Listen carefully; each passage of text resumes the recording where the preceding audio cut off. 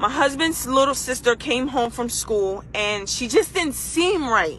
So, we're asking Armani, are you okay? Is everything fine? You having a bad day? She was bothered by her day. And long story short, she told us that she had a problem with boys. She didn't like boys. She didn't want anything to do with them. And so when I asked her why, she said, because of my dad. So we said, okay, why because of your dad? What happened? And she just blurted out to us that for the past, I don't even want to speak it, however many years, he has been taking her after church on Sundays during his weekend visitation. He's been taking this baby into the bathroom in the church, raping her. In the backyard of the church, raping her. Inside of the choir room, raping her. And we had no idea that this was happening. So we found out on Wednesday night that this man has been molesting his daughter, which is my husband's baby sister, who is now 14. He had been molesting her since she was 8. Right after her mother passed away, this is what the man was doing to his own daughter. So I decided, because this was taking place in a church where the bishop of that church was not only a rapist, also, he had also molested his own daughter. He had been raping his daughter. So we know that there are other victims. We know that there are other people, other women, other little girls, other children that were subjected to both of these men. Matthew has been arrested. Her father has been arrested. He's been charged. We actually have him on a recording admitting to everything. We need to bring that bishop down, because church should be a place of worship. Church should be a place of prayer and healing and restoration. Church is not being used for what it's supposed to be used for.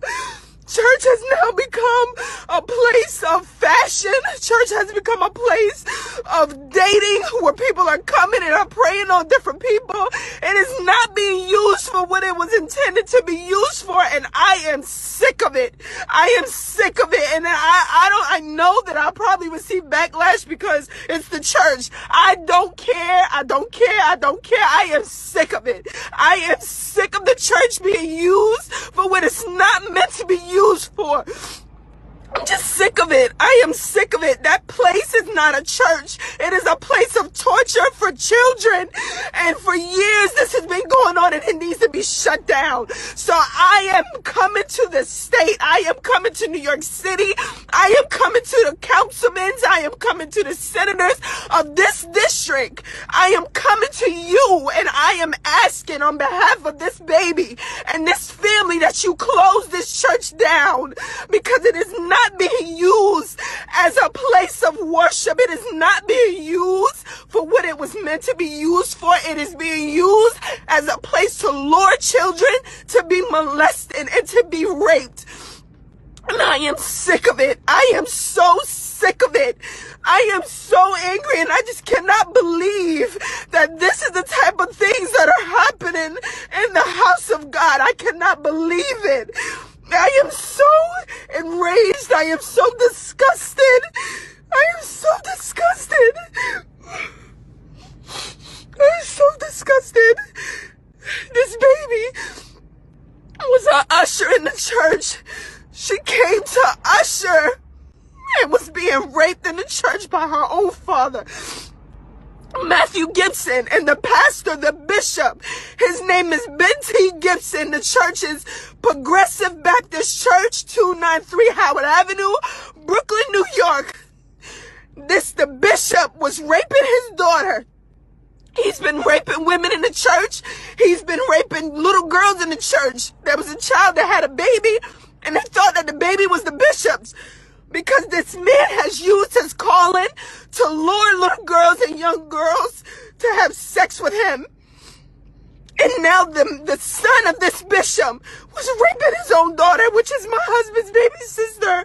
And we've been raising this baby, and she's been raped for years, and we had no idea. We had no idea, because she didn't tell us. And I'm so devastated.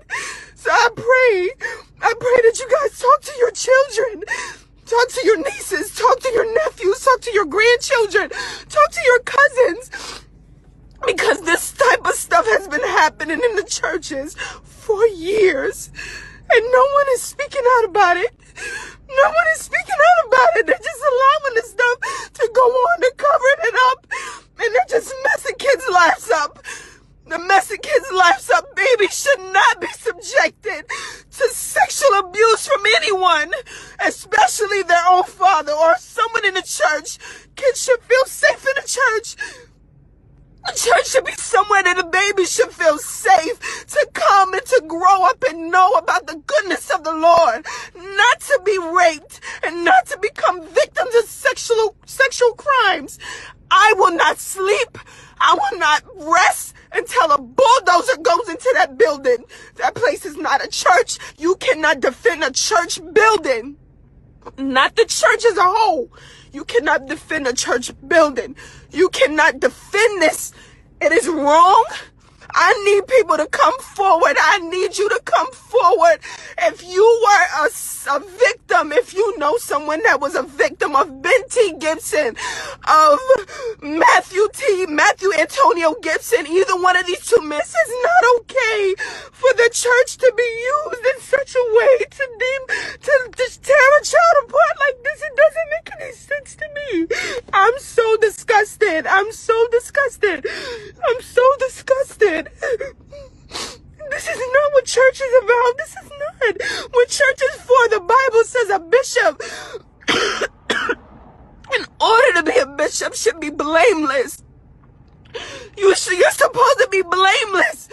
You're supposed to be blameless, and he's not blameless as a bishop. He is a predator. He is a rapist. He is a child molester, and he needs to be brought to justice as well. I am so hurt. I am so hurt. I never in a million years imagined that